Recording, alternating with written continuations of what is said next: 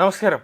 ലോകത്തിലെ ഏറ്റവും വലിയ വിമാനവാഹിനി കപ്പലായ USS ജെറാൾഡ് കട്ടപ്പുറത്തായതിന് കാരണം ഇറാന്റെ ആക്രമണമാണെന്ന് വ്യക്തമാക്കുന്ന വിവരങ്ങളാണ് ഇപ്പോൾ പുറത്തേക്ക് വരുന്നത്.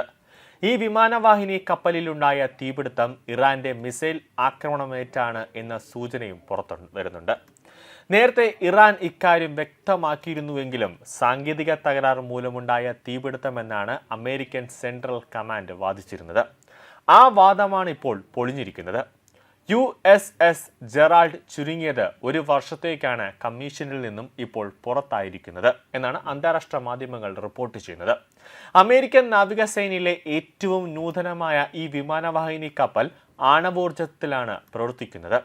യുദ്ധമുഖത്തെ കുന്തമുനയായി അറിയപ്പെടുന്ന USS ജെറാൾഡിനെ കൊട്ടിയാഘോഷിച്ചാണ് പശ്ചിമേഷ്യയിലേക്ക് ട്രംപ് നിയോഗിച്ചിരുന്നത്.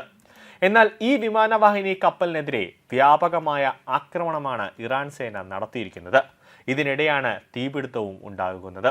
ഇതേ തുടർന്ന് അമേരിക്കയുടെ മറ്റൊരു വിമാനവാഹിനി കപ്പലായ എബ്രഹാം ലിങ്കനെ ഇറാൻ ആക്രമണമായെന്ന് ഇന്ത്യൻ മഹാസമുദ്രത്തിലേക്ക് മാറ്റേണ്ട ഗതികേടും അമേരിക്കൻ സൈനിക നേതൃത്വത്തിന് ഉണ്ടായിട്ടുണ്ട്. വലിയ തോതിൽ കേടുപാടുകൾ സംഭവിച്ച USS ജെറാൾഡ് അറ്റകുറ്റപ്പണികൾക്കായി നിലവിൽ ക്രൊയേഷ്യയിലെ സ്പ്ലിറ്റ് തുറമുഖത്താണ് നങ്കുരമിട്ടിരിക്കുന്നത്. പഴയ രൂപത്തിലേക്ക് ഈ കപ്പലിനെ കൊണ്ടുവരാൻ ചുരുങ്ങിയത് 12 മാസം മുതൽ 14 മാസം വരെ എടുത്തേക്കാമെന്നാണ് പറയുന്നത്. അങ്ങനത്തെ തരത്തിൽ ദേശീയ മാധ്യമങ്ങളാണ് ഇപ്പോൾ റിപ്പോർട്ട് ചെയ്യുന്നത്.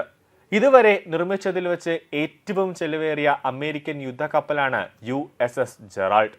ഇതിന് $13.2 ബില്യൺ ചെലവായതായി കണക്കാക്കപ്പെടുന്നുണ്ട്. കപ്പലിന്റെ ഏറ്റവും പുതിയ നീണ്ട വിന്യാസം കഴിഞ്ഞ ജൂൺ 24-നാണ് ആരംഭിച്ചത്. പ്രസിഡന്റ് നിക്കോളാസ് മഡോറയെ തട്ടിക്കൊണ്ടുപോകാൻ വെനസ്വേലയിലേക്ക് അമേരിക്ക നിയോഗിച്ചതും ഈ കപ്പലിലായിരുന്നു. അവിടെ നിന്നാണ് ഇറാൻ യുദ്ധത്തിലേക്ക് നിയോഗിക്കപ്പെട്ടത്. മാർച്ച് പകുതിയോടെ യുദ്ധവുമായി ബന്ധപ്പെട്ടല്ലാത്ത ഒരു തീപിടുത്തം ഉണ്ടായതിനെ തുടർന്ന് USS Gerald super carrier middle ഈസ്റ്റിൽ നിന്ന് തുടക്കത്തിൽ തന്നെ പിൻവലിച്ചിരുന്നു എന്നാണ് അമേരിക്കൻ മാധ്യമങ്ങൾ റിപ്പോർട്ട് ചെയ്യുന്നത്. സെൻട്രൽ കമാൻഡും ഇത് തന്നെയാണ് കാരണമായി പറഞ്ഞിരുന്നത്. എന്നാൽ ഇതിന്റെ വിശദാംശങ്ങൾ ഇതുവരെ അമേരിക്കൻ സൈനിക നേതൃത്വമോ മാധ്യമങ്ങളോ പുറത്തുവിട്ടിരുന്നില്ല. ഈ നടപടിയിലെ ദുരൂഹത പ്രതിരോധ വിദഗ്ധർ ഉൾപ്പെടെ അന്നു തന്നെ ചൂണ്ടിക്കാണിച്ചിട്ടുള്ളതാണ്. അത്യാധുനിക സംവിധാനമുള്ള സഞ്ചരിക്കുന്ന ഈ യുദ്ധഭൂമിയിൽ സ്വാഭാവികമായി എന്തെങ്കിലും നടന്നിട്ടുണ്ട് എങ്കിൽ അത് അമേരിക്കയുടെ കണക്കുകൂട്ടലുകൾക്കും അപ്പുറത്തെ ഒരു ആക്രമണം കൊണ്ടായിരിക്കാമെന്നാണ് ഈ മേഖലയിലെ വിദഗ്ധർ വിലയിരുത്തുന്നത്. കപ്പലിനേറ്റ പരിക്കിന്റെ ആഴം ഇപ്പോൾ വ്യക്തമാക്കുമ്പോൾ ഈ വാദത്തിനാണ് സ്ഥിരീകരണമാകുന്നത്. അതായത് അമേരിക്കയുടെ അഭിമാനമായ USS ജെറാൾഡ് എന്ന വിമാനവാഹിനി കപ്പലിലും ഇറാന്റെ മിസൈൽ കൊണ്ടിരിക്കുന്നത് ഈ കപ്പലിലാണ് എന്നാണ് പറയുന്നത്. അറ്റകുറ്റപ്പണികൾക്കായി ക്രൊയേഷ്യയിലേക്ക് പോകുന്നതിന് മുമ്പ് നാശനഷ്ടങ്ങൾ വിലയിരുത്തുന്നതിനായി കപ്പൽ ക്രേറ്റിൽ കുറച്ചുനേരം നങ്കുരമിട്ടിരുന്നു. അവിടെ നിന്നാണ് വിവരങ്ങൾ ചോർന്നിരിക്കാം എന്നാണ് ഇപ്പോൾ ലഭിക്കുന്ന വിവരം. 260 ദിവസങ്ങൾ പിന്നിട്ട USS ജെറാൾഡിന്റെ വിന്യാസം വിയറ്റ്നാം യുദ്ധത്തിന് ശേഷമുള്ള ഏറ്റവും ദീർഘമേറിയ കാരിയർ പെട്രോളിങ്ങുകളിൽ ഒന്നായാണ് കണക്കാക്കപ്പെടുന്നത്. കപ്പൽ സൂയസ് കനാൽ കടന്ന് ചെങ്കടലിൽ പ്രവേശിച്ചതിന് തൊട്ടു പിന്നാലെയാണ് മാർച്ച് 12-ന് പ്രവർത്തനം പൂർണ്ണമായും അവസാനിപ്പിച്ചിരുന്നത്. അമേരിക്കൻ സെൻട്രൽ കമാൻഡിന്റെ ഔദ്യോഗിക പ്രസ്താവനകൾ പ്രകാരം അപ്പോഴാണ് കപ്പലിന്റെ പ്രധാന സ്ഥലങ്ങളിൽ തീപിടുത്തമുണ്ടായത്. തീപിടുത്തത്തിന്റെ പ്രധാന കാരണവുമായി ബന്ധപ്പെടുത്തുന്നതല്ലെന്നും അതിന് നിയന്ത്രണ വിധേയമാണെന്നും, അതായത് അഗ്നികളെല്ലാം നിയന്ത്രണ വിധേയമാണെന്ന് സൈനിക നേതൃത്വം വ്യക്തമാക്കുന്നുണ്ടെങ്കിലും ഇത് എങ്ങനെ ഒരു അട്ടിമറി സംഭവിച്ചു എന്നാണ് പരിശോധന നടക്കുന്നത്. വിമാനവാഹിനി കപ്പൽ പൂർണ്ണമായും പ്രവർത്തനക്ഷമമായി തുടരുന്നുവെന്ന് അന്ന് പറഞ്ഞ അതേ സെൻട്രൽ കമാൻഡ് തന്നെയാണ് ഒരു മുന്നറിയിപ്പില്ലാതെ കപ്പലിന്റെ പ്രവർത്തനം അവസാനിപ്പിച്ചിരിക്കുന്നത്.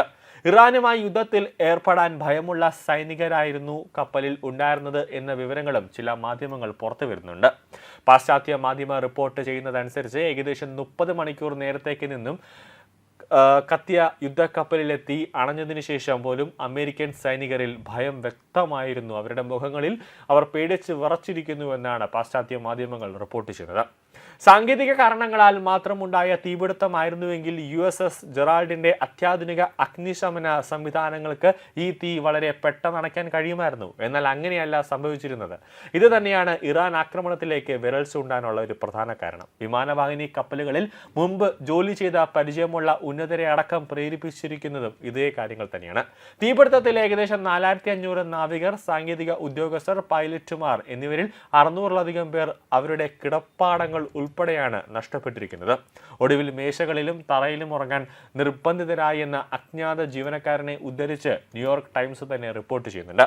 മാത്രമല്ല, തീപിടുത്തത്തിന് ശേഷം ജീവനക്കാർക്ക് തുണി അലക്കാൻ പോലും കഴിഞ്ഞിട്ടുമില്ല. മറ്റ് നഷ്ടങ്ങളെക്കുറിച്ച് ഒരു റിപ്പോർട്ടും ഇതുവരെ ഒരു അമേരിക്കൻ മാധ്യമവും പുറത്തുവിട്ടിട്ടില്ല. ജെറാൾഡിന്റെ ഫ്ലൈറ്റ് ഡെക്കിൽ അസാധാരണമായി വിമാനങ്ങൾ നിറഞ്ഞിരിക്കുന്നതായി കാണപ്പെടുന്നുണ്ട്.